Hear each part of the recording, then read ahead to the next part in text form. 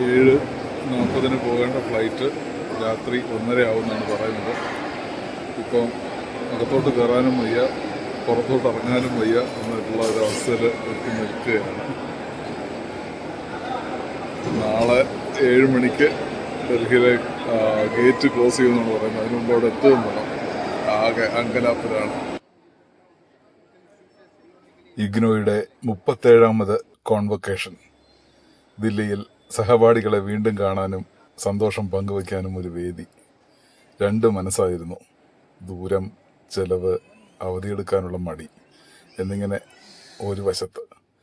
ആഗ്രഹങ്ങളെ മനസ്സ് പുറകോട്ട് വലിച്ചപ്പോൾ ജീവിതത്തിൽ കിട്ടുന്ന അപൂർവ വേദികളെ വിട്ടുകളയരുതെന്ന് മറുഭാഗം വാദിച്ചു. സമയത്തിന് തീരുമാനമെടുക്കാൻ വൈകിയതിന് നല്ല ശിക്ഷ കിട്ടി. ടിക്കറ്റ് റേറ്റ് അര ദിവസം കൊണ്ട് 2000 കൂടി. 19-ന് വൈകിട്ട് അങ്ങോട്ട്, 20-ന് വൈകിട്ട് ഇങ്ങോട്ട്. ഇതായിരുന്നു പദ്ധതി. ദില്ലിയിലെ NIV ആർട്ട് സെൻറ്ററിൽ രാത്രി കിടക്കാനായി ഒരു ഡോർമെറ്ററി ഏർപ്പാടാക്കി. അങ്ങോട്ടും ഇങ്ങോട്ടുമുള്ള ഫ്ലൈറ്റ് ജോസഫ് കുര്യനെ കൊണ്ട് ബുക്ക് ചെയ്യിച്ചു. കണക്ഷനായി എൻ്റെ KSRTC വഴി ടിക്കറ്റ് ബുക്ക് ചെയ്തു. എല്ലാം സെറ്റ്. ഒരു ദിവസം CL-ന് അപേക്ഷ കൊടുത്തു. ഷിഫ്റ്റ് സ്കൂൾ ആയതിനാൽ ഉച്ചയായപ്പോഴേക്കും ഫ്രീ ആയി. ഫ്ലൈറ്റ് 1.5 മണിക്കൂർ വൈകുന്നു എന്ന അറിയിപ്പ് കേട്ട സന്തോഷമാണ് തോന്നിയത്. എന്തെന്നാൽ അങ്കമാലിയിലേക്കുള്ള ബസ്സും വൈകുന്നുണ്ടായിരുന്നു. എന്നാൽ ഫ്ലൈറ്റ് വീണ്ടും റീഷെഡ്യൂൾ ചെയ്തെന്നറിഞ്ഞപ്പോൾ ശരിക്കും ഞെട്ടി. 7:40-ന് പോകേണ്ട വിമാനം രാത്രി 1:30-ന്. ഇവരിനി ഇത് ക്യാൻസൽ ചെയ്യാനുള്ള പുറപ്പാടാണോ എന്ന് അങ്കലാപ്പിലായി. രാവിലെ 7 മണിക്ക് ഇഗ്നോ ഗേറ്റിൽ റിപ്പോർട്ട് ചെയ്യണം. ഒരിക്കൽ കൂടി സമയം മാറിയാൽ പരിപാടി മിസ്സാകും. പോകുന്നതിൽ പിന്നെ അർത്ഥമില്ല. ടിക്കറ്റ് ക്യാൻസൽ ചെയ്തിട്ട് മറ്റൊരെണ്ണം ഒപ്പിക്കാനായി പിന്നത്തെ ശ്രമം. എന്തായാലും കൊച്ചി എയർപോർട്ടിൽ ചെന്നപ്പോഴേക്കും പരിഭ്രമമെല്ലാം അസ്ഥാനത്താണെന്ന് മനസ്സിലായി. ഇനി വൈകില്ലെന്ന് എയർ ഇന്ത്യ എക്സ്പ്രസ് ഉറപ്പ് നൽകി. ശ്രീനഗറിൽ നിന്നും എത്തേണ്ട വിമാനമായിരുന്നു. കാലാവസ്ഥ നല്ലതല്ലാത്തതിനാലുള്ള പ്രശ്നമായിരുന്നു. ചെക്ക് ഇൻ ചെയ്തു, സമാധാനമായി. ചിത്രം വരച്ചും ഭക്ഷണം കഴിച്ചും സമയം പോക്കി. താമസ സൗകര്യം ഇനി വേണ്ടി വരില്ലെന്ന് ന്യൂ ആർട്ട് സെൻറ്ററിൽ മെസ്സേജ് ചെയ്തു. രാവിലെ 5 മണിയോടെ ന്യൂഡൽഹിയിലെത്തി. എയർപോർട്ടിൽ നിന്ന് തന്നെ പല്ല് തേച്ച് ഫ്രഷായി.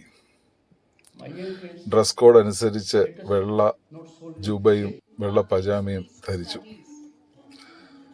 നേരെ ഒരു കാറ് വിളിച്ച് ഇഗ്നോയിലെത്തി. ബാഗുകൾ ലോക്കറിൽ വെച്ചു. ഷോള് വാങ്ങി, സെക്യൂരിറ്റി പാസ് വാങ്ങി, ബിസ്ക്കറ്റും ചായയും കഴിച്ചിട്ട് ബാബാ സാഹേബ് അംബേദ്കർ കൺവെൻഷൻ സെന്ററിന്റെ ഉള്ളിൽ കയറി ഇരിപ്പായി. മെഡൽ വാങ്ങുന്നതിന്റെ ഒരു ചെറിയ റിഹേഴ്സലിൽ പങ്കെടുത്തു. മറ്റു വിജയികളെ പരിചയപ്പെട്ടു.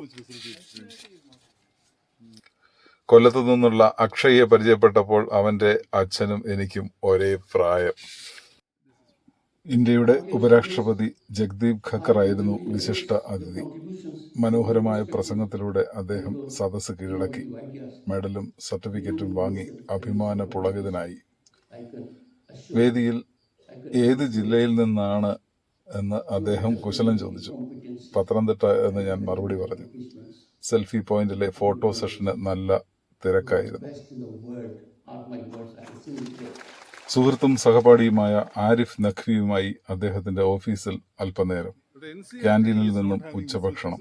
ഇഗ്നോവിന്റെ വലിയ പലഹാരപ്പൊതിയുമായി ഞങ്ങളുടെ കോഴ്സ് ഡയറക്ടറായിരുന്ന ഡോക്ടർ താരിഫ് സിദ്ദിഖിയെ കാണാൻ അദ്ദേഹം ജോലി ചെയ്യുന്ന ജാമിയ മില്ലിയ ഇസ്ലാമിയ കോളേജിലേക്ക് മെട്രോയിൽ. മധുരപലഹാര പൊതിയിൽ നിന്നും ഒരു ലഡു പങ്കുവച്ച് സൗഹൃദ സംഭാഷണം, നന്ദിയും പറച്ചിലും കഴിഞ്ഞ് നേരെ എയർപോർട്ടിലേക്ക്. ഫ്ലൈറ്റ് 1 മണിക്കൂർ വൈകിയെങ്കിലും 2:30-ന് മുമ്പ് തമ്പാനൂർ ബസ് സ്റ്റാൻഡിൽ എത്താൻ കഴിഞ്ഞു. ബുക്ക് ചെയ്ത ബസ് മിസ്സായില്ല. പുലർച്ചെയോടെ അടൂരിൽ വീട്ടിൽ.